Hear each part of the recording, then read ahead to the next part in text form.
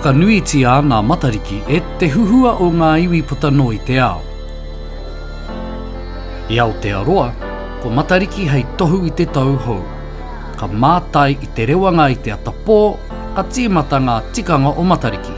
Ka taki mō teatea, ka matapai i ngā hua o te tau, ka whāngai i te hautapu. Heoi, no ngā tau tō mua o te kotahi mano, e warau, e iwa te kau ka whakatūri anō tētahi kaupapa hei whakarauora i ngā whakanuitanga o matariki.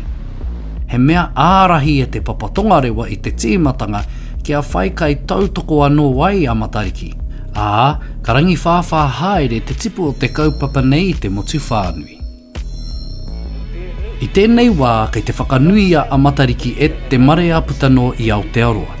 Ka mutu, kua noho a matariki hei tuakiritanga o tēnei whenua o New Tirini.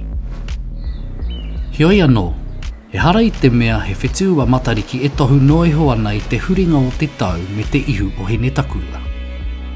E hara i te mea he tohu noiho ia mō te tai ao me te āhua o te tau hou. E hara i te mea he tohu noiho ia mō te kotahitanga me te tumanako.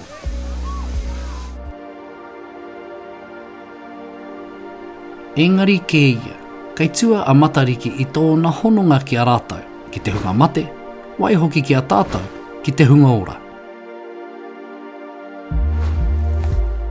Kei tua atu a matariki i te painga, i te whakapono, i te kaupapa tō rangapū, i te iwi anō hoki. He tikanga ke tō matariki ki ia tangata, i te au haune, kua huri ia hei tohu, kaua noiho i te ahurea, engari i te tuakiri a motu hoki. Kene pea, ko te tino whakaahuatanga o te anamata o matariki, kei tēnei whakatauki e whai ake nei. Matariki ki tua o ngā whetū.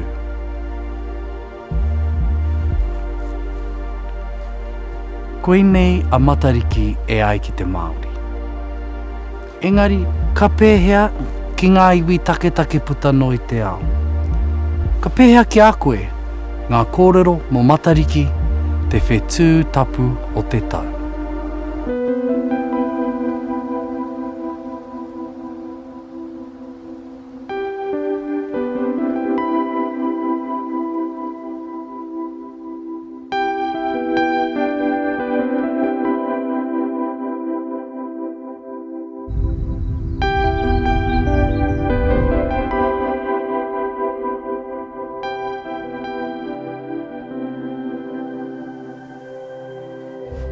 Ko te reo, te take.